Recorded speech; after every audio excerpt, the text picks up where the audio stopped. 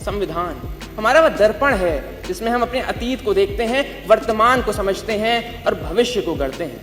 हमें यह भी समझना होगा कि संविधान साधन है, साध्य नहीं।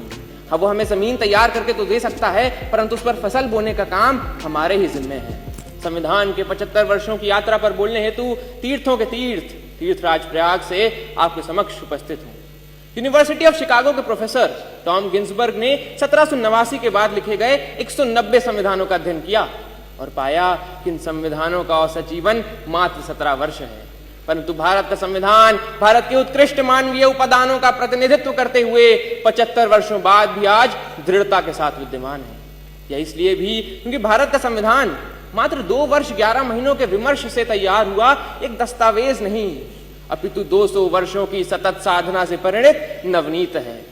यह यात्रा एक राष्ट्र के रूप में हमारी आत्मा का, हमारी सामूहिकता का उत्सव है।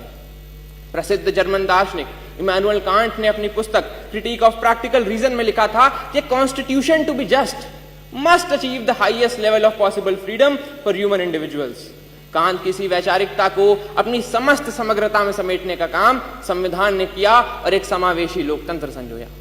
भारत का संविधान सिर्फ इसलिए बड़ा नहीं है क्योंकि इसमें 1.5 लाख शब्द हैं, अपितु इसलिए भी क्योंकि इसके पृष्ठों से महात्मा गांधी के हिंद स्वराज, भगत सिंह के क्रांति, अंबेडकर के सामाजिक न्याय और नेताजी बोस के संप्रभु और सशक्त भारत की आकांक्षाएं भी परिलक्षित होती हैं। संविधान की यात्रा सरल नहीं रही है।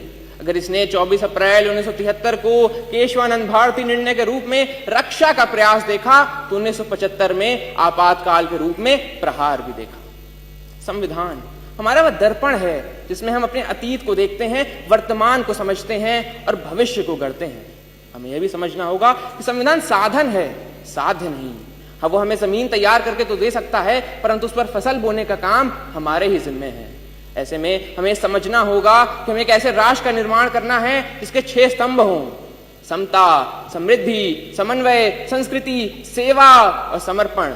एक ऐसा भारत जहां हर व्यक्ति कह सके मैं भारत हूं और भारत मुझ में, जहां विश्व में तमाम जगह संवैधानिक मूल्यों के लिए, मताधिकार के लिए आंदोलन देखे गए, वहीं भारत में सहजता से प्राप्त मताधिकार एवं मौलिक अधिकारों ने शक्ति का संचार किया।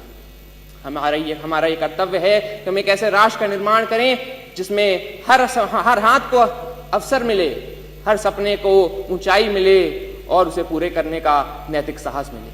अंत में इतना ही कि हमने तहरीर की है कागजों पर सदियों की बातें, हमने तहरीर की है कागजों पर सदियों की बातें, संविधान यूं ही नहीं हर लफ्ज में एक कौम की सांसें। धन्यवाद। टीकमगढ़ शहर में आ गया है पहला सैमसंग शोरूम, जिसमें आपको मिलेंगे सैमसंग के सभी मोबाइल फोन, टैबलेट एवं ओरिजिनल एसेसरीज। साथ ही नए ऑफर के साथ फाइनेंस सुविधा भी उपलब्ध है। तो विजिट करें Samsung exclusive store, Satya enterprises, पता वर्धमान शोरूम के पास, स्टेट बैंक चौराहा, टीकमगढ़। संपर्क करें मोबाइल नंबर 9993457682 पर।